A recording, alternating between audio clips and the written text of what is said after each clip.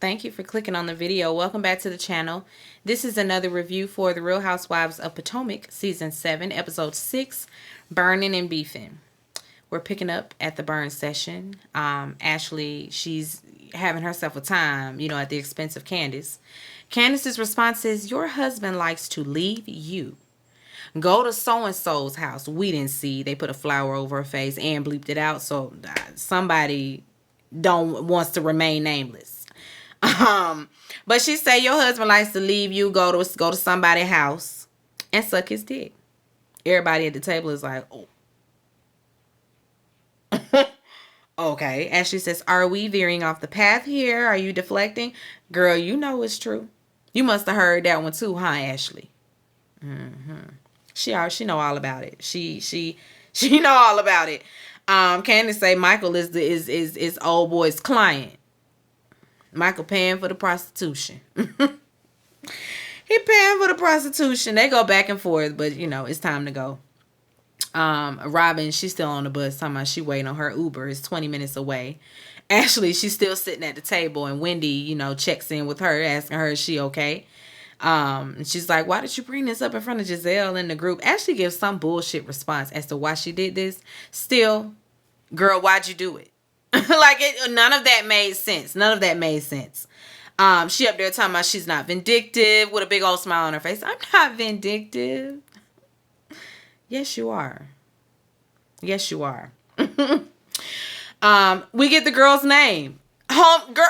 It's the girl that was around her house on the play date, Deborah. Production shows us her at the party. And Chris is all in his phone, not paying her ass no attention. Not paying her attention at all. Nowhere near her ass. Nowhere near. But he was bothering you. He was making you uncomfortable standing over there in the corner on his phone. Y'all gonna stop lying on Chris. And I'm so glad somebody got Chris' best interest at heart. And they not letting it go down like that. Giselle and Candace, they're talking outside. And Candace, she's like, I just wanted to talk to you one-to-one. She want to know, like, what made you uncomfortable? And she says that she was in the room with a man that wasn't hers and the door was closed. It's just as simple as that. She says, I asked him to leave and he immediately did. And Candace is like, okay, so that's funny. So you said that he asked you he asked you to go into the room. He say you suggested going into your room, and he also suggested keeping the door open. And she was like, I don't recall, really. Now you don't recall. But if he had suggested that suggests he knew it was wrong. Candace is like, nah. Your intent is to allude that my husband on some bullshit or that he had malice intent. Do you think he had malice intent? Like flat out, you just got to ask her, since she wants to skirt around and paint some type of narrative. No, flat out ask her how she feels about it all. Do you think that? And Giselle is like, the bottom line is, Chris may do things or say things that seem fine to him, but the girls are still uncomfortable with it. And Candace is like, girl, you couldn't call me. You could have called me. And you didn't, because you wanted to come on a platform and you wanted to cause me pain. That's what you wanted to do. Giselle the whole time is like, no, that's not true. No. Candace tells her she's the reason women don't come forward with their sexual abuse claims as it is, because of women like her. Giselle says she's an advocate. Girl, get out of here. Get the fuck out of here. Okay, Giselle. On the bus, Karen in there filling Robin in on what Ashley said to Candace. When Giselle gets on the bus, she gonna add a little salt on it, saying that Ashley said something about Chris feeling on the girl butt. I said, when she said that? You just gonna add on some extra stuff. Just a line. Ashley, she goes and meets with an attorney, finally. She, shares, she got to tell everybody the reason for the breakup is because they are just, on two different wavelengths sexually. Their sexual appetite is just different.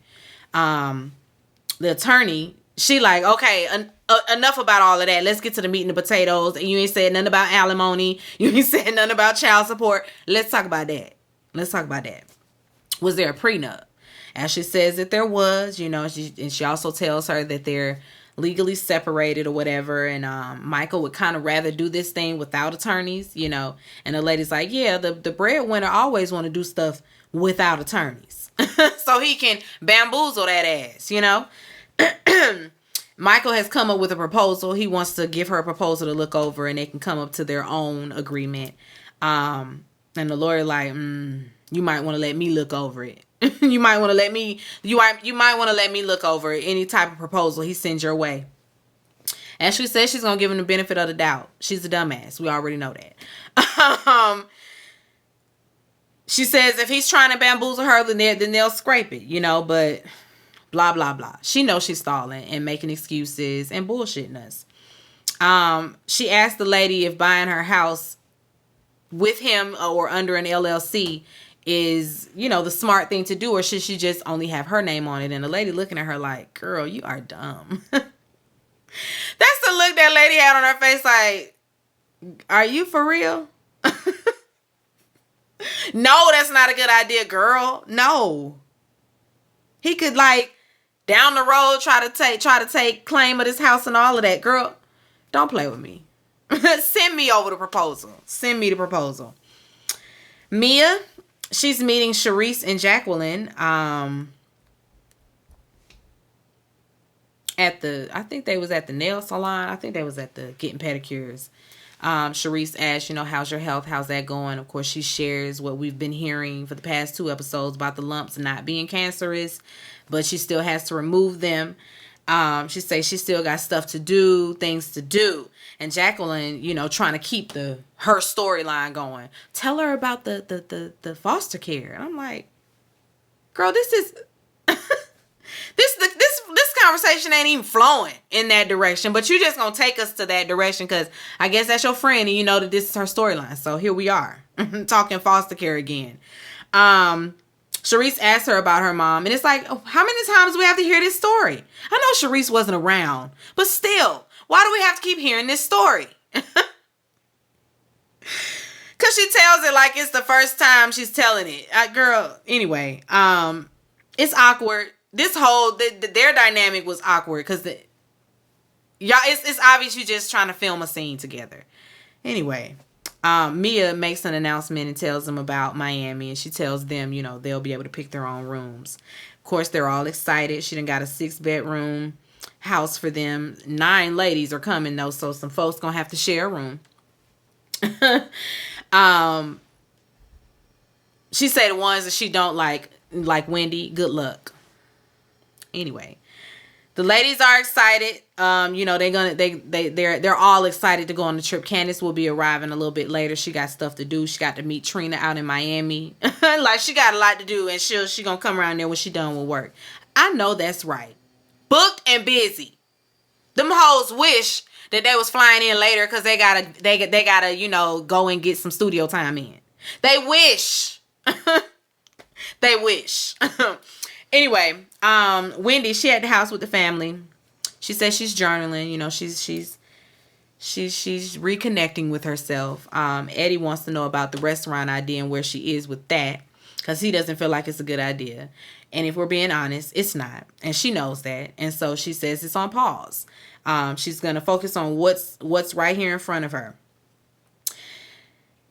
She changed the subject to the burn session, fills him in on that, and he like, so did you take accountability about anything? And she says yes. And we see her version of taking accountability. But most people want you, when they say you taking accountability, they want you to say exactly what you did, that you're sorry for.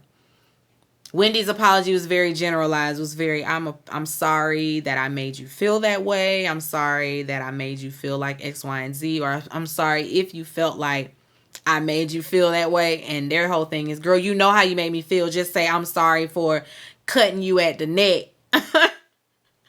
when I should have just been giving all the smoke to Giselle. My bad, girl. That's what she could say. I'm sorry for calling your marriage a fake ass relationship. Girl, my bad. That's what they want from her. And that is accountability. But in her way, she says she's holding herself accountable. She's acknowledging that she hurt you or wronged you. So be happy with it and shut the fuck up.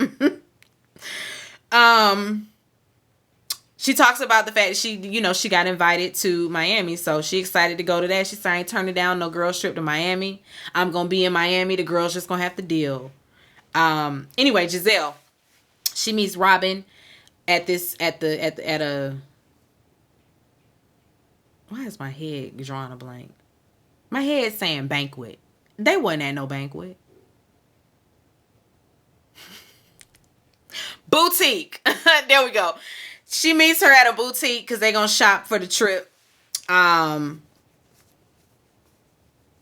They first, they talk about Candace. Giselle say, Candace, I got to talk to her about her husband and these tweets. Robin says, oh, I talked to her already. Apparently, he threw out some tweets directed at Ashley. But, hit dogs.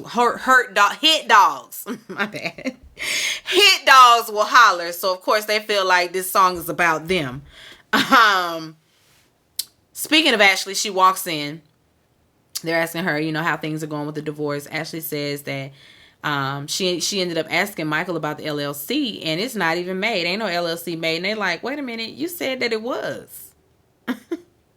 No, ain't no LLC. He a little insulted that she even asked, and she thought that he would go behind her back and do anything like that.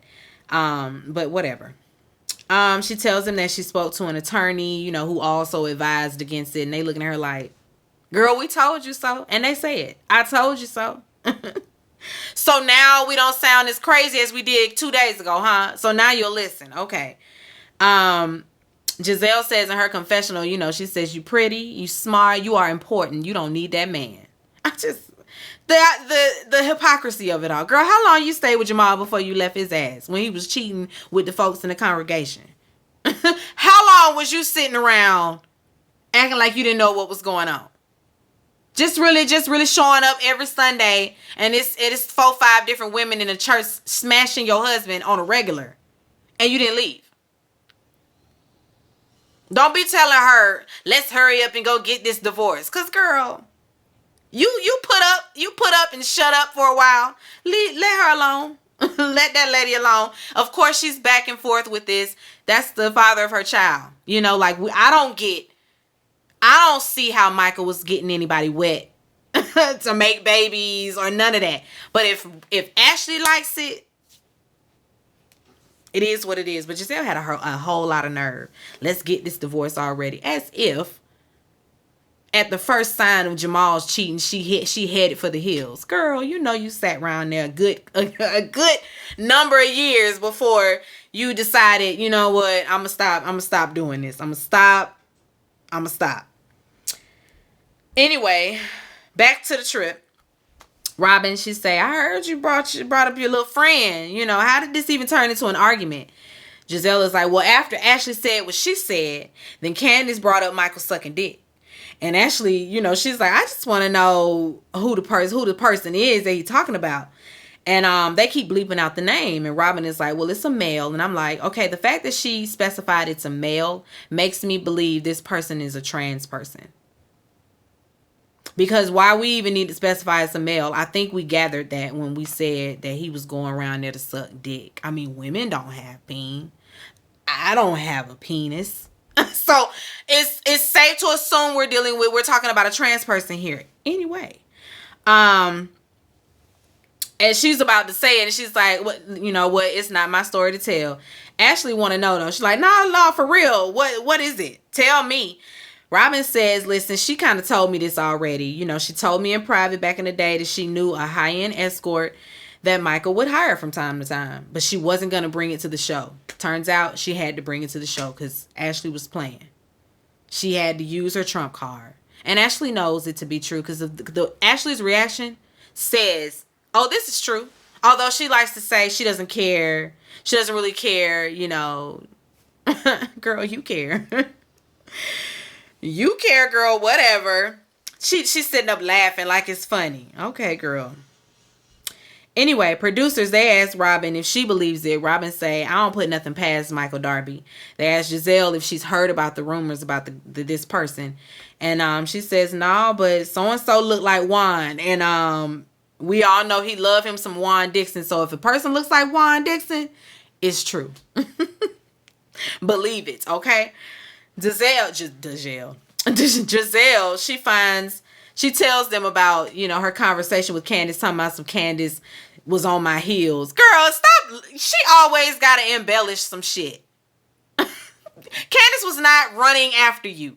You all happened to be walking outside, and it was like, oh, since I got you out here and we alone, girl, let's talk. She was on my heels.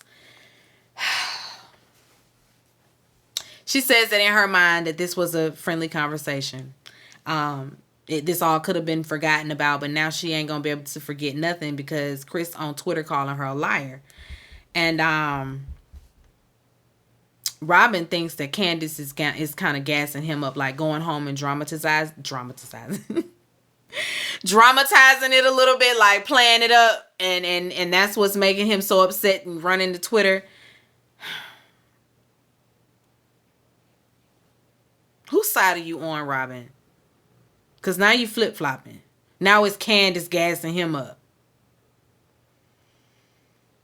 Giselle say the point is she don't never want to speak to that guy named Chris ever. I don't want to speak to him ever again. If he come in here right now, I'll say fuck you, Chris. Okay. Girl, don't nobody care. Don't nobody care. Giselle, listen. We are not pressed. We are not pressed, okay? I don't think that man gives a damn about you speaking to him ever again. I think he gonna be all right. I'm not speaking. I know me. I'm not speaking to him. Okay, girl. Okay. Robin was looking at her like, that's still the homie. So okay.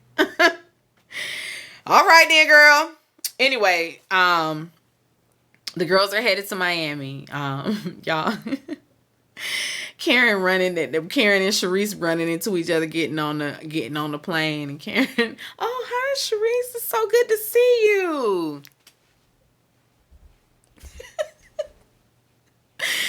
Woo, she looked right at the camera and I was cracking up. Karen is so funny. She's reminding everybody that it's her birthday week. Ashley at the gate doing TikTok. She, the silly stuff that they show us. The real stuff, the real reality that they show us. They finally get there. Mia says she got 2 cars, and her car is Karen, Giselle, and Jacqueline. Everybody else in the other one. Jackie, when they get in the car, Jacqueline is like, so is this your first round draft pick? Mia's like, absolutely, first round draft pick. This is the VIP. And Jacqueline's like, well, what about Robin? Well, girl, shit, it can only hold 4 people. Robin can't come. Giselle, though, she got to be in the number because, that's what she's trying to impress. In the other car, Sharice also noticed how strategic the car assignments were. Robin, she don't want to be the one left out, so she's just gonna chalk it up to maybe Karen said she didn't want to ride with you. Girl, Karen ain't said that. Stop trying to run with that. Just stop with that.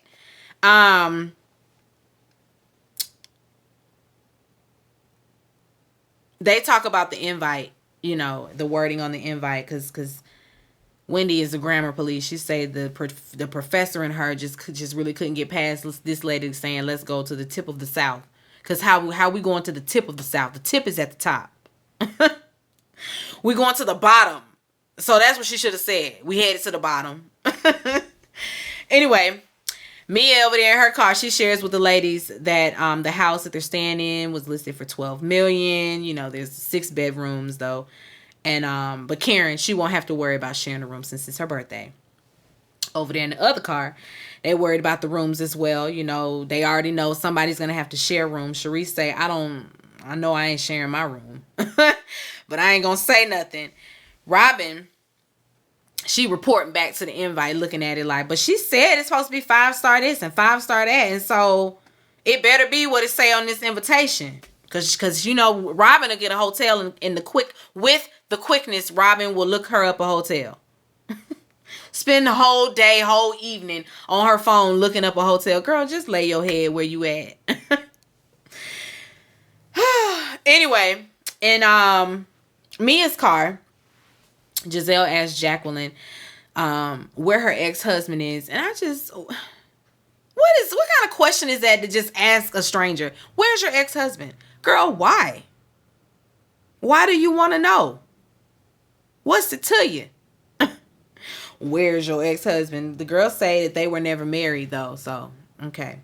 So Giselle, are you dating? Giselle says she's dating. What's your type? What's your age range? She says she want her little young tender. I need me a little young boy to add to the roster. Giselle want us to believe she just got all the men's. She says she ain't fucking them all. She ain't screwing them all. I guess 2 of them. I don't know how long the roster is, but she want to add a little young tender to the roster. We have yet to see anyone. But you got your roster. Okay. Wendy and them, they pull up first. You know, they're like, oh, this isn't 10 bedrooms, but okay. They all get out. Of course, they're greeted, you know, at the door with drinks and the food is there. The house is beautiful. There's an amazing view. Giselle just want to know why we ain't on the beach. They're not on South Beach at all. It's given Overtown. No, it ain't really giving Overtown, but they ain't on South Beach at all. They look like they was really in Dade County. For real, for real. But house is nice. Very nice. They make a toast to the weekend and everything. When they're making their plates, the chef asks if anybody wants their plate made. And Mia's like, oh, yeah, thank you. I'll take my plate. And Jacqueline gonna say, you want him on your plate too? That's like, I'm just playing. Girl, you're not just playing. I'm picking up already that those two, and Mia has said it. Oh, we didn't like each other at first. It shows. Y'all still don't like each other. Like, it shows that y'all still don't like each other. Or Jacqueline still don't like you. Because it's that nice, nasty shade, that relationship where, you know, you got to be on your P's and Q's and always feel like you got to clap back. I don't do that. Me and my friends, I'm not about to do that with my friends where I feel like I'm always having to be on guard with you, like, because what's going to come out your mouth is going to be something shady or disrespectful, or I'm going to have to clap back, you know? I'm getting that from their relationship, that they roast one another, you know, under the guise that, oh, it's a joke, I'm joking.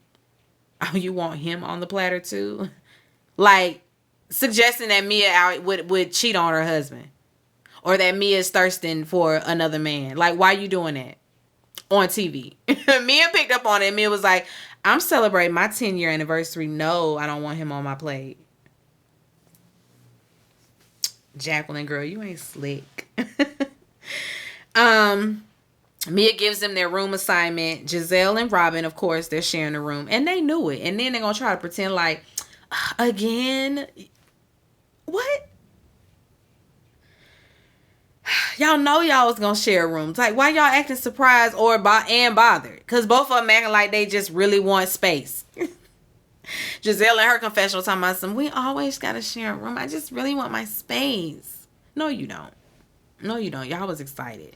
Because the first thing you asked was, wait, what room do you have? Are we in a room together?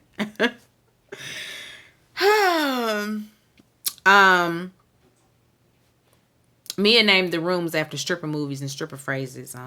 Candace has one as well, but hers is on the table. And she says, leave hers right there on the table. Robin and Giselle, like I said, try to act surprised by having the same room. They disperse to go look for their room. Sharice, she don't have a bathroom in her room, so she already on the phone looking for another hotel. Wendy, she's satisfied. She got a bathroom. It's nice enough. Got a bed. She good. Robin and Giselle's is a suite. You know, of course, it's nice. Giselle, of course, like I said, talking about why we always got to have a room together. Give me my own space. Okay. Anyway. Me and Jacqueline's room is nice as well. Wendy want to know where Candace's room is, and Mia keeps saying, I don't know. I don't know, girl. No. I'm like, is this Bad Girls Club? What is this? Ashley, she go and takes Candace's card from the table and like runs with it to go and share it with Giselle and Robin. Again, is this Bad Girls Club? They get a good laugh. She has to share a room with Wendy. Oh my God. So she got the same room as Wendy. So the two of them have to share that room, and with one bed and one bathroom. They're friends. I don't think they're going to care. And when it comes to a Miami trip, we ain't spending time in this bitch. No way. We supposed to be out doing stuff, getting drunk. We supposed to be having ourselves a time, not in the room anyway, so it really wouldn't matter. And it's my friend, child, I don't care. As long as you give me a little privacy when it's time for me to take my bath and have my bathroom time, cool. I can find me a space in this house somewhere to seclude myself if I want to, like, anyway. Wendy, she again notices, wait a minute, what happened to Candace's car? Ashley was running back with it at the time. It's in her hand. She got it behind her back. Oh, Mia has it. I think Mia still has it. Just straight up lied to the girl face. Oh, Mia got it. And then when she turns her back, she gonna try to sneak it back on the table without anybody seeing. Like I said, Wendy, she's still asking, where is Candace gonna sleep? And Mia keeps saying, why should I be concerned with where that girl gonna sleep? She gonna be sleeping under the roof. I know that much. Sharice says she has a resolution. She can have my room because there are some things that are just not negotiable, and where I sleep and where my room is and having a bathroom, that's non-negotiable. I'm gonna have to go get me I'm gonna have to get me a hotel room. Robin, she think it's unfair that she and Giselle gotta always share a room. Like, when Karen gonna have to share a room with somebody? It ain't fair. So now y'all bothered. Ashley and Giselle, they go and take shots. Mia and Jacqueline unpack. They're all getting ready for dinner. Sharice says she might have to bypass dinner because she got to get her accommodations in order. Ashley tells her, no, your stuff is here. Go ahead and you can take a shower in my bathroom. Like, I'll just leave. And Sharice is like, thank you, girl, but no. I'm not sharing no room. I ain't in college. We ain't sweet mates. I'm not doing none of that. Mia, she in her room and she calls Peter. And she's like, I've got my girls out here. I'm like, so Peter just gonna keep being a cameo? He's just gonna keep doing cameo appearances and shit? Okay. Now he in Miami. Now he in Miami, and he gonna let him come on over. He asks about the number of people in the party, and she tells him about all the girls that are coming. She's naming the names, and when she gets to Wendy's name, he's like, oh, Wendy, tell her I got beef with her when I see her. And Mia's like, what? A beef about what? Y'all, next week it's going down. It's going down. Mia throwing drinks. I don't know if it landed. It looked like it went past her, because Wendy's reaction was kind of like, ooh. Did you just throw a drink at me in my direction? I don't think it landed, though. And if it didn't land, I hope not. I really hope it didn't land, because that I know that let all the air out your cell if you try to throw a drink on somebody and it don't even get on them. Woo! Anyway, it's equivalent to trying to read somebody and then you stutter. Just completely let the air out the cell. Her face wasn't wet. That's why I'm like, I don't think that drink landed. But anyway, we'll be seeing. We will be seeing, because it's to be continued. I don't know what he got beef about. I'm assuming it's because she's, on pause with this Nigerian lounge and she's not moving forward with it. He's just trying to take her money. He just want to take her money and do nothing with it. Anyway, that's it. Be sure to rate, comment, and subscribe to the channel. It's Call Me Busby, and I'll chat with you later. Peace and light.